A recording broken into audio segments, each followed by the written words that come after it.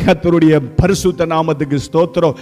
ஆவியானவருக்கு தெரியும் மனுஷனுக்கு பிரியமா ஊழியம் செய்தால் ஒருவேளை மனுஷன் புகழுவான், ஒருவேளை மனுஷன் இவனுக்கு பதில் நன்மைகளை செய்யக்கூடும். ஆனால் எதை குறித்தும் கவலைப்படாமல் அவலட்சணமான ஆதாயத்திற்காக அல்ல, இருமாப்பாய் ஆளுகிறவனாக அல்ல, தேவன் கையில கொடுத்திருக்கிற பொறுப்பை உற்சாக மனதோடு கூட இவன் செய்தால் பிரதான மேய்ப்பர் வெளிப்படுகிற பொழுது ஒரு பெரிய கிரீடத்தை இவனுக்கு கொடுக்க தேவன் உண்மை உள்ளவராய் இருக்கிறாரே, உண்மை உள்ளவராய் இருக்கிறாரே.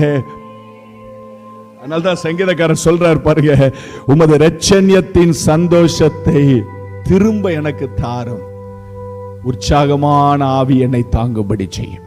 இன்னைக்கு நம்ம ஜெபம் பண்ண போகிறோம். ஒரு 5 காரியத்தை சொல்லி இருக்கிறேன், கொஞ்சம் யோசிச்சு பார்க்கணும். நம்மளை பரிசுத்தம் பண்ணி கொள்றதுக்கு நம்ம கிட்ட உற்சாகம் இருக்கா? நம்ம அதை யோசிக்கிறோமா? கர்த்தருக்கு கொடுக்கிறதுக்கு உற்சாகம் இருக்கா? கர்த்தரை சேவிக்கிறதுக்கு உற்சாகம் இருக்கா? கர்த்தருடைய வழிகளில நடப்பதற்கு உற்சாகம் இருக்கா? கர்த்தர் நமக்கு கொடுத்திருக்கிற பொறுப்புகளை உண்மையா செய்யறதுக்கு உற்சாகம் இருக்கா? இன்னைக்கு நம்ம ஆண்டவர்கிட்ட கேட்க போறோம், ஆவியானவரே, நல்ல ஆவியானவரே, செம்மையான வழியிலே என்னை நடத்துவீரா.